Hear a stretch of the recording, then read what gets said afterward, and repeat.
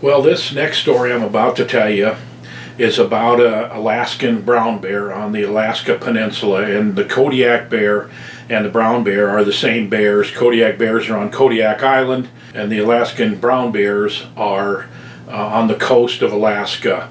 And this would have been in the summer of 1988, and up until 1987 I was a commercial fur trapper, and in the fall of 1987 there was a stock market crash and the price of furs just really dropped, and so I knew that I was going to have to figure out a way to generate more income. So a friend of my dad's worked on a commercial fishing boat in Alaska, and my dad was in Washington at that time, and he had just happened to tell my dad that there was an opening for a netman on this commercial fishing boat. So I just rushed out there to Washington, went to the guy's place in Seattle and sat down across the kitchen table from him, just tried to convince him, I guess, to hire me for a summer of purse seine fishing for salmon in Alaska. And surprise, he agreed to hire me.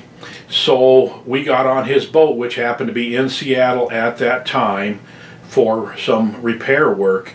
And so me and one other guy got on his boat in Seattle and took that boat all the way up the coast of British Columbia, the coast of southeastern Alaska, where we cut across from there out to Kodiak Island, and then to Kodiak Island we went out to Sandpoint, Alaska, which is in Popoff Islands. It's one of the Shumagon Islands on the end, basically, of the Alaska Peninsula. So I spent 3.5 months up there, the summer of '88, and I made a year's living in 3.5 months, but I did a year's work in 3.5 months too. And after about a month I was able to get my family up there and rented a trailer house that they could stay in. So my wife and my 3 kids, those are the 3 that I had at that time. And in this picture here you'll see the youngest one, Cody, in the green jacket. He is now an airline pilot, and my oldest son, Ben, is a software developer for a electrical software company that controls the electrical grid in the United States, I guess you'd say. And then my daughter there, Crystal, is a missionary in Spain with her husband and 3 kids. So that was a long time ago. But let's get to the bear situation here. So primarily what I was doing was purse seine fishing, but there was a point when somebody had told the skipper, his name was Ben Mobeck, and he'd grown up on Sanak Island, so he lived up there all his life. He just came to Seattle and lived there in the winter.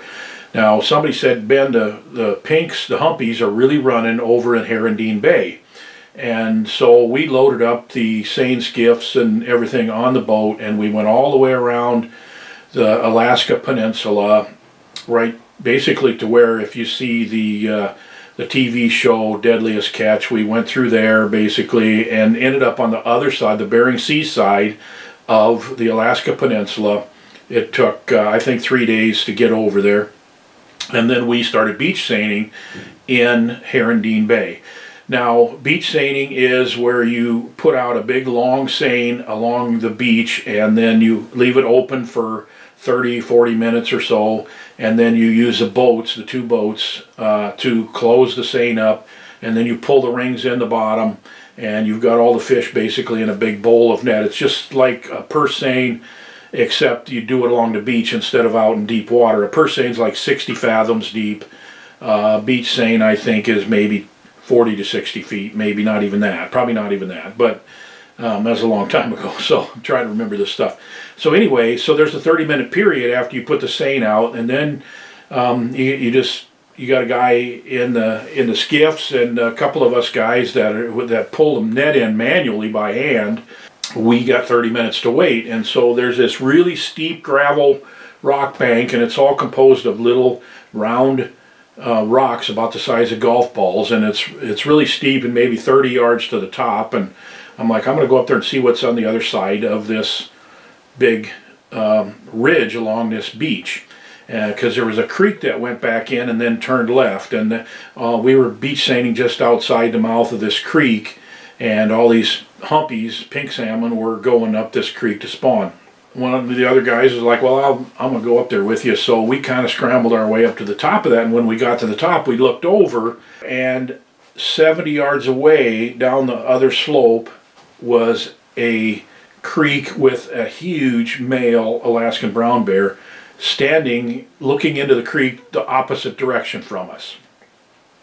So we just stopped and paused, and neither of us said anything. We're just thinking, holy smokes, that's a huge bear, and it's close. And these bears, they're just ginormous, and I mean 1,500 pounds for an adult male. Outdoorsman that I've been all my life, of course, the first thing I thought of when I saw that bear is, which way's the wind coming from? Well, the wind was blowing from us to him, and we were quiet. We didn't say anything, but it's like that bear had a sixth sense.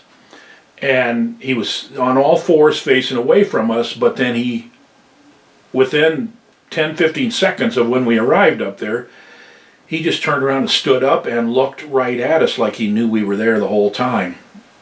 And we're just like, you know, here's your adrenaline dump. Your adrenaline glands just dump into your system because the bear's looking right at us from fairly close. And I said, here he comes. And he takes like 3 steps, boom, on his hind legs before his front legs hit the ground, just boom, boom, boom. And then his front legs were hitting the ground, and here he comes. And we just turned around and ran down that, scrambled down that slope through all those rocks and scree till we got to the boat. And then we're like, okay, now what do we do? You know, our boat is pulled up on the beach, and when we got down there, the other guy grabs an oar, and he's standing in the front of the boat with the oar. I just like jumped in the boat, and I'm like, what do we do? You know, as soon as we got to the boat and turned around and looked up, the bear had come to the top of that ridge, and he'd covered a lot of ground in a hurry, and he was looking at us, and then he saw these boats and the nets and the people standing there. There was 10 people, 5 crew members on each boat. And when he saw all that, he stood up again and he looked for just a few seconds, and then he just dropped back down on all fours and disappeared. But anyway, that's the closest I ever want to be to an Alaskan brown bear. So I had seen multiple Alaskan brown bears. We saw Kodiak bears on Kodiak Island when we were going by it.